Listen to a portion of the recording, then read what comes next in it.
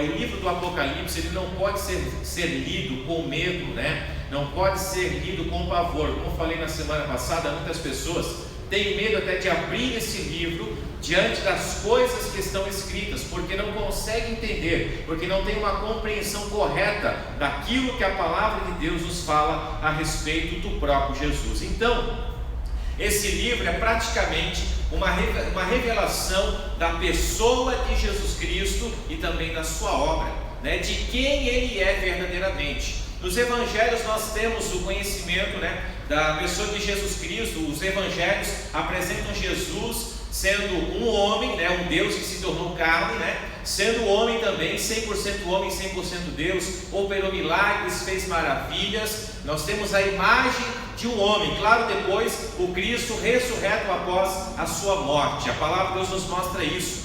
Mas quando nós olhamos o livro de Apocalipse, ele vai trazer uma revelação de Jesus Cristo agora assentado no seu trono. Nós vamos receber a revelação direta do Filho de Deus, falando diretamente a João. E João tem uma visão agora, não daquele Cristo que estava ali caminhando com ele durante os 3 anos e meio de ministério, que esteve na terra, não do Cristo ferido, morto na cruz do Calvário, né, sendo chicoteado, sofrendo tantas coisas, mas um Cristo glorioso, que está assentado no seu trono. Então o próprio livro diz assim, a revelação de Jesus Cristo, a qual lhes deu para mostrar aos seus servos as coisas que brevemente devem acontecer, e pelo seu anjo as enviou e as notificou a João, seu servo. Então o próprio Jesus aqui está dando uma revelação de si mesmo, da sua pessoa e das coisas que estão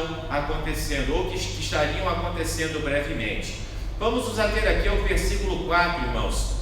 Capítulo 4, do versículo 1. João, às 7 igrejas que estão na Ásia, graça e paz seja convosco da parte daquele que é, e que era, e que há de vir, e da dos 7 Espíritos que estão diante do trono, e da parte de Jesus Cristo, que é a fiel testemunha, o primogênito dos mortos, e o príncipe dos reis da terra. Então o próprio João aqui escreve as 7 igrejas da Ásia. Nós podemos entender essas 7 igrejas, talvez, irmãos, não eram somente 7 igrejas, mas ele se refere às 7 principais igrejas que estavam ali na Ásia, porque pelo que nós entendemos no livro de Atos, o Evangelho chegou a praticamente todo mundo que era conhecido naquela época. Então várias e várias cidades, né, tiveram igrejas onde a palavra de Deus era ministrada, e é possível que essas 7 igrejas fossem 7 núcleos ou 7 principais cidades, da onde ali haviam várias outras congregações também, e aonde é dirigida diretamente para a pessoa do pastor da igreja naquele momento.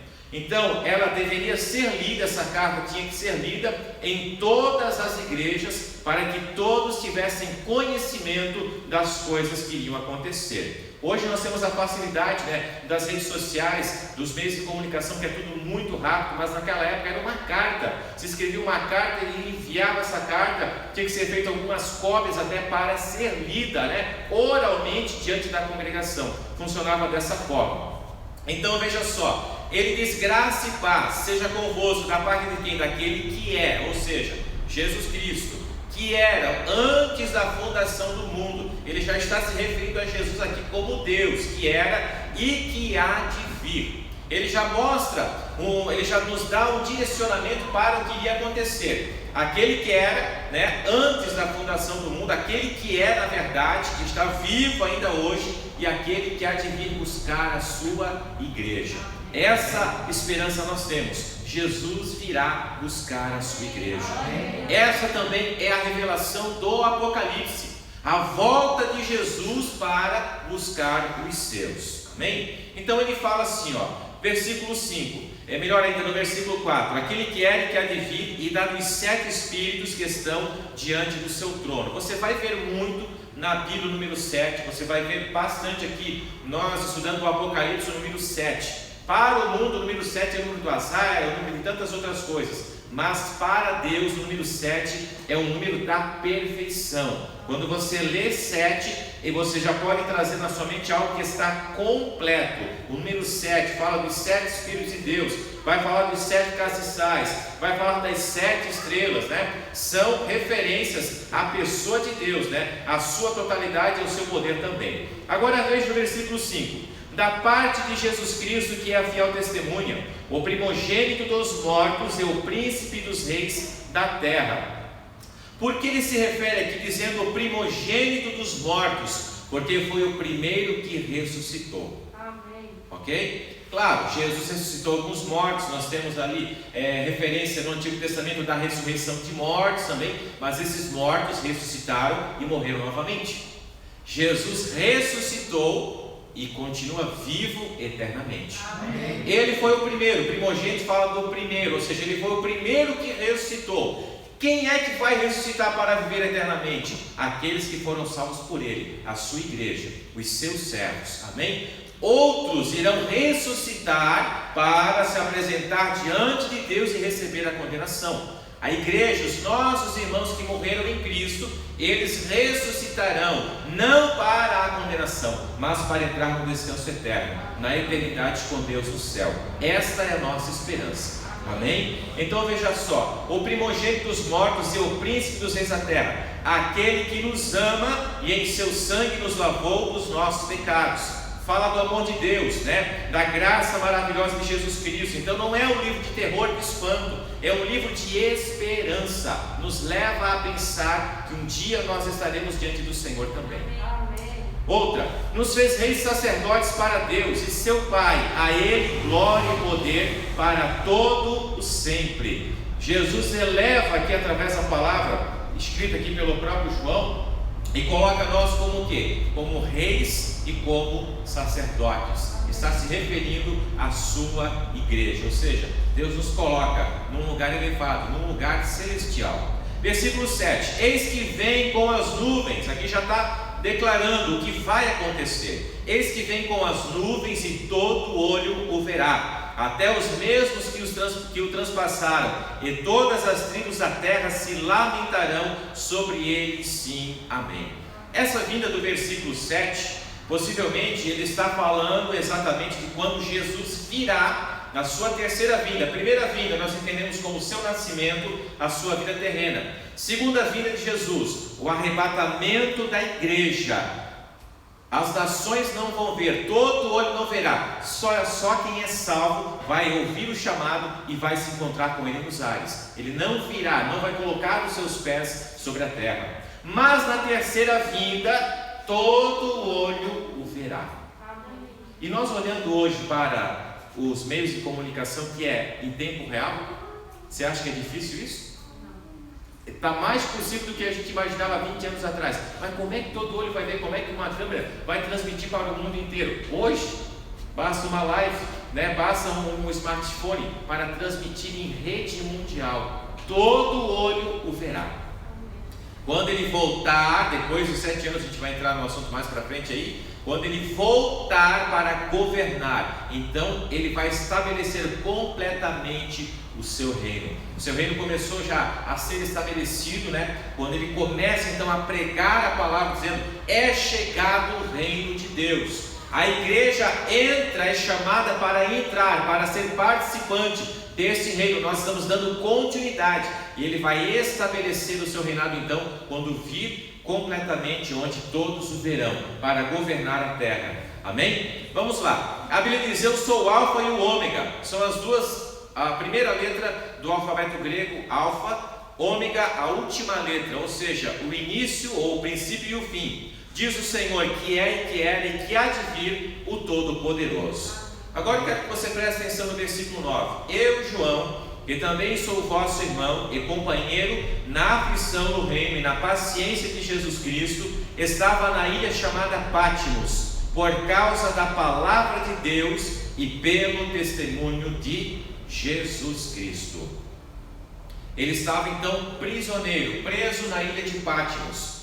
Por quê? Por pregar o Evangelho. Só para dar um ponto aí geográfico, né? Patmos é uma pequena ilha do mar Egeu, a uns 80 quilômetros ao sudoeste de Éfeso. João esteve prisioneiro ali porque proclamava fielmente o Evangelho de Deus. Agora fica para os lados da Turquia, se não me falha a memória, né? Essa ilha que existe ainda hoje, ainda algumas pessoas fazem peregrinação nesta ilha, ok? Foi feito até ali um convento, existe ali uma biblioteca também, já muito antiga, que ainda está naquela ilha chamada Ilha de Patmos. Então ele foi exilado por pregar o Evangelho.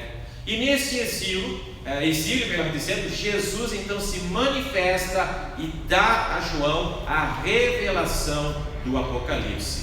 Foi um dos apóstolos que mais viveu, praticamente ele chegou aos 100 anos. A grande maioria deles foram mortos, decapitados, crucificados. Ele foi um dos últimos apóstolos a morrer, né? Ele morreu praticamente em uma boa idade para a sua época na realidade, ok? Versículo 10. Então já entendemos que ele recebeu a revelação na ilha de Patmos, né, pelo próprio Jesus. Eu fui arrebatado em espírito no dia do Senhor, e ouvi detrás de mim uma grande voz como de trombeta. Primeiro, ele foi arrebatado no espírito, ou seja, ele foi levado a um estado. Pode ser que ele caiu no chão, que ele desmaiou, né? E que Deus, através, nesse momento, começa a trazer a ele a revelação do Apocalipse, né? Esse estado aqui em espírito é como se ele estivesse em um momento de êxtase, né? Ele estava num nível espiritual diferenciado, não estava acordado, pelo que a gente pode compreender aqui. Deus arrebata ele em espírito, tira os seus sentidos, na verdade, para trazer a ele a revelação do Apocalipse. Esse dia do Senhor que ele está se referindo aqui, pode ser possivelmente algo profético já, que foi no dia onde ele estava tendo a visão de que Jesus estava vindo, ou para buscar a sua igreja, ou para trazer ou estabelecer completamente o seu reino, tá? A gente não pode dar uma interpretação muito clara a respeito do dia do Senhor, mas enfim, ele foi arrebatado em espírito, e ouvi detrás de mim uma grande voz como de trombeta. A gente tem que entender que ele recebe uma visão, e dentro da sua limitação, da sua época, ele procura descrever a visão daquilo que ele havia recebido, o que não devia ser nada fácil. Então, primeiro, ele tenta descrever a voz. Ele não fala que a voz era uma trombeta, mas a voz era como que de trombeta. Talvez um som muito alto, um som que trazia um despertamento muito forte, né? Então ele usa a palavra como, ou seja, algo semelhante, parecido com uma trombeta, que dizia: o que vês, escreve-o num livro, e envia-o às 7 igrejas que estão na Ásia, a Éfeso, a Esmirna, a Pérgamo, a Tiatira e a Sardes, e a Filadélfia e a Laodiceia. E virei-me para ver quem falava comigo, e virando-me vi 7 castiçais de ouro. Amém? Amém? Todos aqui já viram o que é um castiçal? Ou menorá? Aquele castiçal que estava no tabernáculo, ou no templo de Moisés também. Era uma peça só, diz a palavra de Deus, que é descrevida quando Deus escreve para Moisés fazê-lo. Era uma peça só de ouro fino batido, né? E ele tinha 7 lâmpadas, ou 7 pontas, partia de um único eixo, um único suporte, e ele se abria então 7 pontas. Em cada ponta daquela havia uma lâmpada, uma chama que ficava acesa. O sacerdote tinha que entrar lá e tinha que limpar, tirar a borra, porque ele era alimentado por azeite, era colocado azeite dentro daquele menoral, daquele candelabro, para que ele pudesse iluminar dentro do tabernáculo e depois também dentro do templo de Salomão. Então a Bíblia fala aqui de 7 castiçais de ouro. O que é que representa os 7 castiçais de ouro? São as 7 igrejas da Ásia, ok? As 7 igrejas da Ásia. Agora veja, quando ele olha, ele tem a visão de 7 castiçais.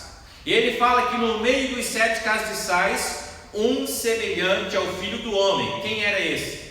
O próprio Jesus, que andava no meio dos 7 castiçais. Amém? Trazendo para agora, para os nossos dias, o próprio Cristo, o próprio Jesus que anda no meio da sua igreja.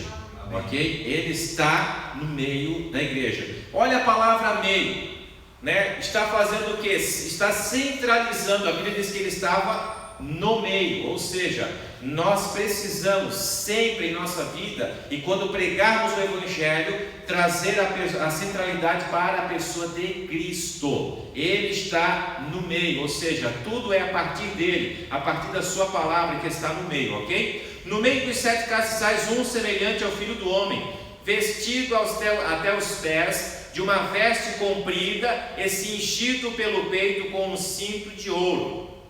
Essa veste era uma veste branca, na verdade, né? Era a veste que o sacerdote usava para entrar no templo, para entrar no tabernáculo, para desempenhar os seus trabalhos. Veja que vai até a altura dos seus pés, a palavra fala isso, né? Essa veste também era usada pelo juiz ou pelo sacerdote quando ele ia exercer uma função de juízo. Então essa veste representa então sacerdócio e juízo.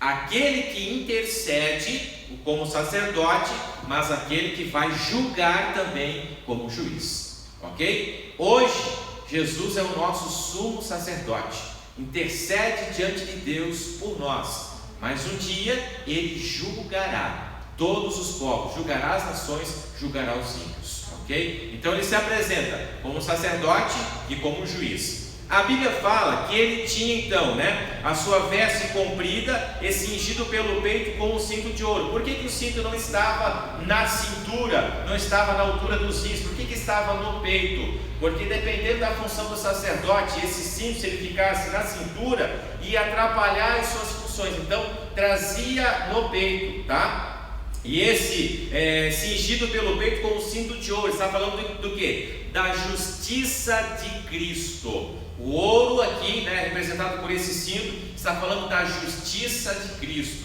Abra sua Bíblia no Salmo 132 e o versículo de número 9, para a gente entender um pouquinho esse símbolo aqui do cinto de ouro que estava ali no peito de Jesus quando João o fez. 132, versículo 9. Diz assim: vistam-se os teus sacerdotes de justiça e alegrem-se os teus santos. Jesus, como nosso sumo sacerdote, como nosso sacerdote, ele está vestido de justiça. Por quê? A Bíblia vai falar que ele não cometeu nenhum tipo de pecado, por isso ele pôde morrer e interceder por nós também, ok? Voltando ao Apocalipse agora, versículo de número 14. A sua cabeça e cabelos eram brancos como lã branca, como a neve, e os olhos como chama de fogo, ok? Alguns aqui já vão, a gente pode falar, que a gente vai ouvir falar aqui para frente também, que ele é o ancião de dias. Cabelo branco refere-se à velhice, refere-se a um ancião, a uma pessoa que tem sabedoria, que tem experiência. Refere-se a Jesus não somente como um homem que veio aqui, nasceu, mas alguém que já existia antes da fundação do mundo, ok? O ancião de dias. Então sua cabeça e cabelos eram brancos, né? Como a lã branca, como a neve, e os olhos como chama de fogo. Os seus pés, né? Semelhantes a latão reluzente, como se tivesse sido refinado numa fornalha, e a sua voz como a voz de muitas águas. Imagine então João olhando, vendo Jesus agora, com o cabelo branco, diferente da imagem que ele tinha, com chama saindo dos seus olhos como chama de fogo, na verdade, né, vestido de uma veste branca, estava ali o peito cingido por um cinto, na verdade, e os seus pés, ele tem a visão dos pés. A Bíblia diz que os pés dele eram como latão reluzente que havia passado por uma fornalha.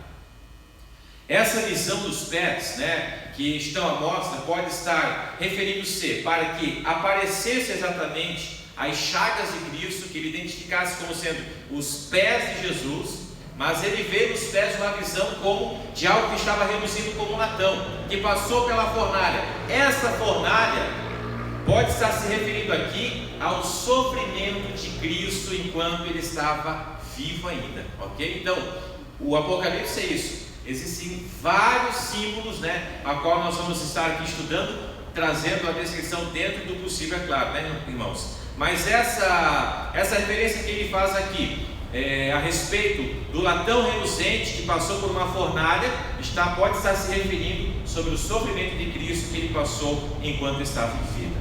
Vamos para frente. A sua voz, como a voz de muitas águas. Imagina só, uma grande cachoeira, ou imagina o barulho do mar, mas você multiplica isso. Essa era a voz que ele ouvia quando Jesus falava com ele. Então era glorioso, né? Você tem que ter uma consciência de uma coisa: você não está servindo a um Deus qualquer, é um Deus poderoso, irmãos. Um Deus poderoso, tá? Muitos de nós ainda viemos para o Evangelho com uma visão de um Cristo sofrido, preso ao Calvário, né, com uma coroa de espinhos, mas Ele é poderoso, você pode ter certeza disso. Ele tinha na sua destra 7 estrelas, na sua mão direita ele trazia 7 estrelas. Veja só, e da sua boca saiu uma aguda espada de 2 fios, está se referindo à palavra que saía da sua boca. E o seu rosto era como o sol quando a sua força resplandece. As 7 estrelas que ele trazia nas suas mãos estava representando os 7 anjos, ou os 7 pastores das 7 igrejas. Amém? Vamos lá. Eu quando vi, caí a seus pés como morto, e ele pôs sobre mim a sua destra, dizendo-me: não temas, eu sou o primeiro e o último, e o que vive. Veja só, fui morto, mas eis que estou vivo, para que João identificasse verdadeiramente que era Jesus que estava falando com ele, e vivo para todo sempre, amém, e tenho as chaves da morte e do inferno. Satanás não manda no inferno como muita gente pensa, no lugar dos mortos, não, está nas mãos do Cordeiro, tudo está no controle de Deus. Amém. O diabo não tem chave, muito menos casa, né? Ele não tem nada, na verdade, ok? Vamos lá, versículo 19: escreve todas as coisas que tem visto, e as que são e as que depois destas hão de acontecer. O mistério das 7 estrelas que viste na minha destra, e dos 7 castiçais de ouro. As 7 estrelas são os anjos das 7 igrejas, e os 7 castiçais que vistes são as 7 igrejas. Por que é referido aqui as igrejas como o candelabro? O candelabro que trazia luz. Jesus ele disse: vós sois a luz do mundo, já referindo-se aos seus discípulos, referindo-se também à sua igreja. Ou seja, nós como igreja de Cristo, nós precisamos brilhar. Amém? Precisamos brilhar. Nós somos a luz para este mundo. Ele anda no meio da sua igreja, como diz aqui, no meio das suas igrejas. Hoje, né, espalhado ao todo mundo, mas existe somente uma igreja, na realidade, né? As estrelas, por que ele é uma estrela? Porque é alguém que deve guiar, que deve se dirigir muito tempo. A navegação, principalmente no tempo de Jesus, ela era feita através da leitura dos astros, das estrelas. Quando foi para indicar aonde estava o menino Jesus, foi também através de uma estrela. Ou seja, o pastor está aí para dar uma direção, um direcionamento para a sua igreja. Essa então representa nós, como igreja de Cristo, que temos que brilhar neste mundo. Amém? Então isso aqui é só o primeiro capítulo, onde a gente vai poder estar aqui analisando versículo a versículo. E na semana que vem, irmãos, a gente vai entrar no capítulo 2.